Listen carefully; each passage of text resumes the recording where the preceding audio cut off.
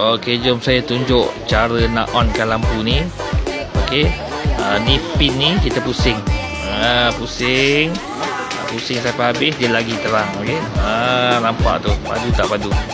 Ini lampu camping. Okey, lampu camping. Nak slowkan dia balik, pusing dia pin ni sampai habis. Okey, macam tu. Alright, just kabel type C lah. Okey, body dia ni semua boleh cabut ya.